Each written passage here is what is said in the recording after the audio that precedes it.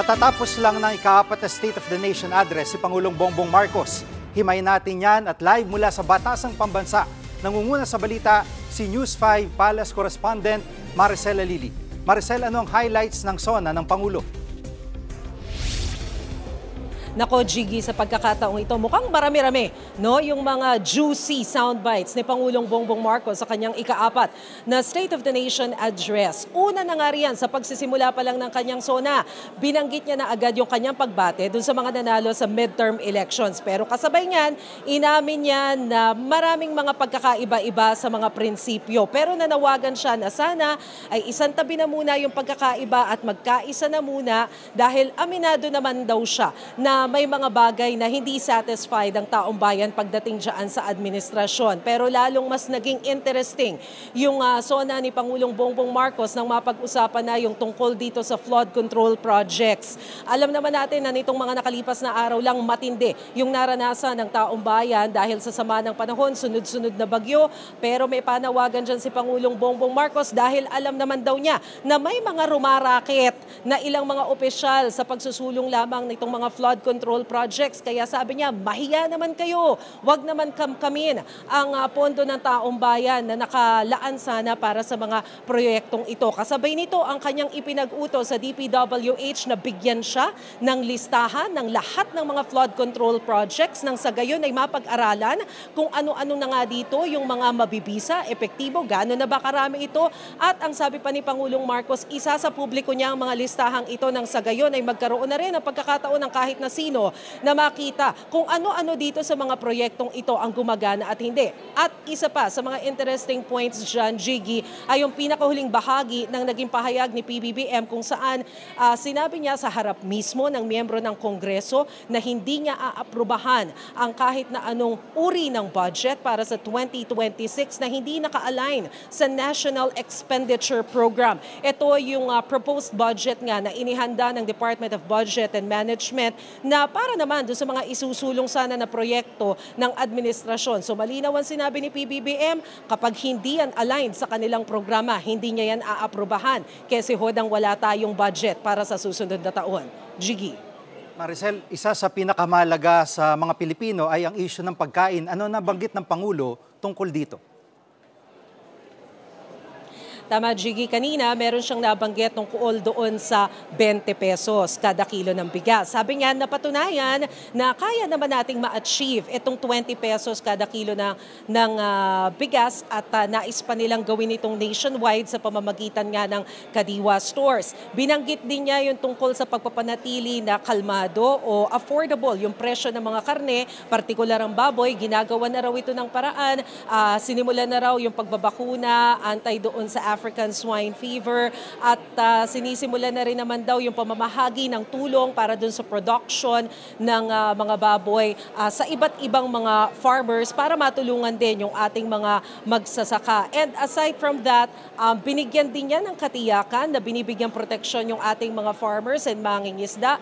Partikular dito yung pamamahagi ng title mula sa agrarian reform nang sa gayon yung ating mga magsasaka na matagal nang nakatutok doon sa pagangalaga ng mga lupa, meron ng kanilang mga sariling titulo. Jiggy. At bilang tutok sa coverage ng Pangulo, ano yung nakita mo na malalaking issue na hindi rin nabanggit ng Pangulo? Hindi partikular na natukoy yung tungkol sa West Philippine Sea. Although, malinaw naman yung sinabi ni PBBM na foreign independent policy. Nireiterate niya yan na ang Pilipinas ay friends to everyone, enemy to no one. Pero siguro, ang maganda ring ipinunto ni PBBM dito yung tungkol sa mga missing sabongeros. Kasi kanina nung makausap natin ng DOJ, Jiggy, parang hindi sila sigurado kung mababanggit itong tungkol sa missing sabongeros. Walang nabanggit tungkol sa impeachment case laban kay Vice President Sara Duterte. Hindi tayo nagulat dyan, pero hindi natin maikakaila na may mga ilang pasaring pagdating sa politika. Siguro isa na dito yung naging kansyawan kanina na binati niya si PNP Chief General Torre dahil siya daw yung pinakang champion. Alam naman natin na nangyari yung supposed boxing match kahapon. Dapat ang kalaban niya ay si Mayor Baste Duterte pero hindi naman sila nagkaharap. So siguro, isa yan dun sa mga pasaring. And of course, meron siyang pagpuna tungkol doon sa palpak na serbisyo sa kuryente, palpak na serbisyo sa tubig sa ilang lugar. Wala siyang binanggit na pangalan, pero alam naman natin na prior to SONA, nadadawit na rin ang pangalan ng mga Villar tungkol sa usaping ito. Jiggy? At pinaka-pinalakpakan itong issue dun sa mga flood control projects na yun nga, no, sinasabi ng Pangulo na huwag nyo namang kamkamin at medyo mahiya naman kayo. So ito ba ay isa sa kumbaga masasabi natin mahalaga rin parte ng kanyang talumpati? Yes, tama ka dyan, Jiggy. Parang ito talaga yung tinayuan no? Nung mga government officials tsaka yung mga invited dito sa loob ng plenaryo. Dahil alam naman din natin na napakarami ng mga kababayan natin na nag-suffer dito sa tinatawag ng Pangulo na new normal. Hindi natin alam kung magiging katanggap-tanggap na ito na nga ba yung new normal natin. Pero etong sinisisi ng Pangulo yun sa climate change. Mukhang hindi natin may iwasan ng sama ng panahon. So importante nga naman yung flood control project. Alam mo, mahalaga to dahil nung nakaraang SONA, isa ito dun sa mga ipinunto ng Pangulo na nabatikos.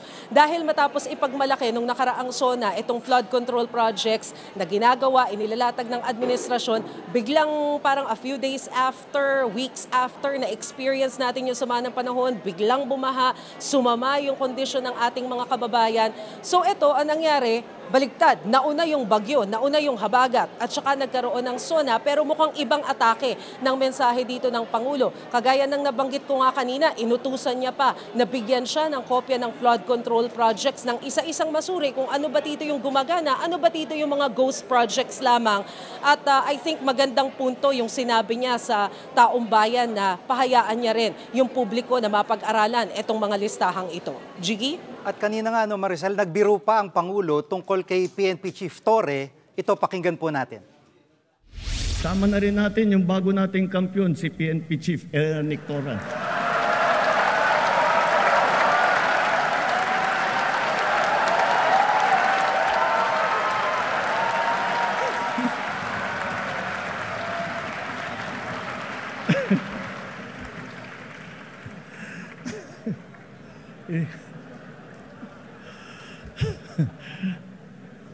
Gulat si Chief PNP.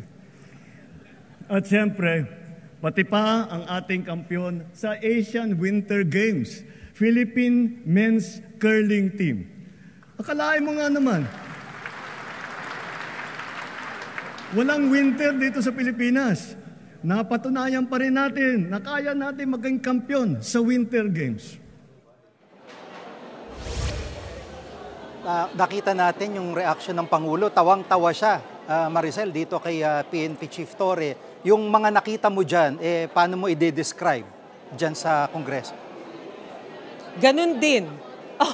Ganun din, Jiggy. Kahit kami, nagulat kami dun sa naging hirit ni PBBM. Kasi ang akala namin, iniisa-isa rin yung pagkilala sa mga Filipino athletes na nagbigay ng karangalan sa Pilipinas. Kasi sinimulan niya, di ba, kay na Senator Manny Pacquiao, Heidelin Diaz, yung mga sumabak sa SEA Games, sina Carlos Yulo, tapos bigla na lang nabanggit sa General Torre na alam naman natin na naging usap-usapan talaga yung hamunan ng kanilang boxing ni Mayor Baste Duterte. So parang ultimo yung mga kapatid natin sa media na naririto lamang sa North Wing na nakaantabay dun sa SONA, abay nagtawanan din nung marinig itong hirit na ito ni PBBM. At kanina may banat din ng Pangulo sa mga corrupt na officials at pakinggan po natin ito. Kitang-kita ko na maraming proyekto para sa flood control ay palpak at gumuho. At yung iba, guni-guni lang. Huwag na po tayo magkunwari. Alam naman ng buong madla na nagkakaraket sa mga proyekto.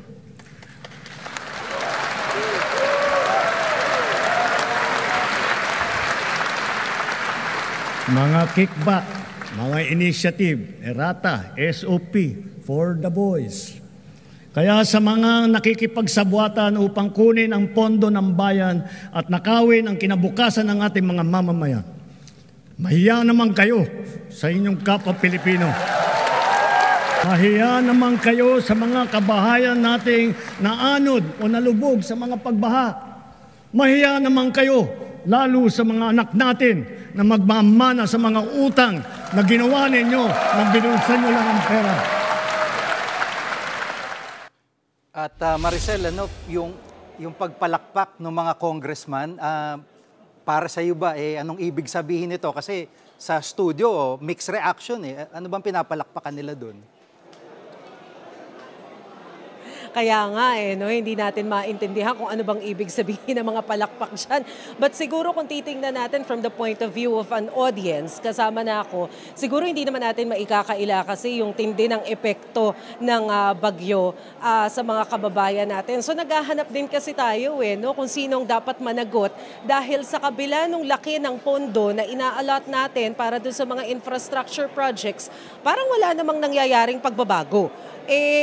Lalo na't ipinagmamalaki nila na hundreds, thousands of flood control projects na yung nagagawa, saan nga naman napunta? So malamang kasi marami lang yung nakaka-relate dito kahit na ano pa yung estado mo sa buhay, lahat naman tayo naapektuhan ng baha. At ito nga, no, nabanggit din ng Pangulo yung issue sa mga nawawalang sabongero. Pakinggan po natin ito. Tutulungan ang buong pamahalaan para lutasin ang mga kaso ng mga nawawala dahil sa walang pakundangang kagagawan ng mga sindikato sa likod ng madilim na mundo ng mga sabungan. Hahabulin at pananagutin natin ang mga utak at mga sangkot, sibilyan man o opisyal.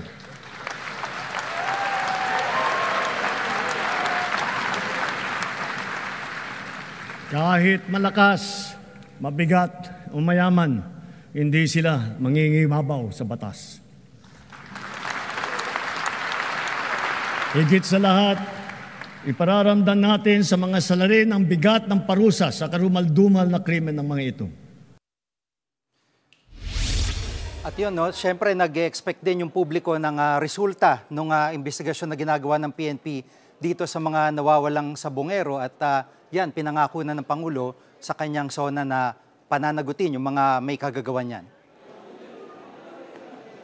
Tama ka, Jiggy. Although kanina nakausap din nga natin si ASEC Miko Clavano, tinatanong natin kung sigurado bang mababanggit itong tungkol sa missing sabongero dito sa SONA. Kasi mukhang dun sa pag-uusap nila ng Pangulo kasamang mga opisyal ng DOJ, in general yung gusto sana nila na mensahe tungkol sa human security, tungkol sa human trafficking. But apparently binigyan talaga ng diin ni Pangulong Bongbong Marcos yung tungkol nga dito sa missing sabongeros na hindi naman natin maikakailat at talagang naging laman ng headlines ng lahat yata ng news organizations nitong mga nakalipas na linggo dahil nga dyan sa mga ginagawang search dyan sa May Taal Lake. Maraming salamat, Maricel Halili, live mula sa Batasang Pambansa. Mga kapatid, Jig Manikad po, pagdating sa mahalagang balita sa loob at labas ng bansa, dapat una sa lahat, mag-follow at mag-subscribe na sa social media pages ng News 5.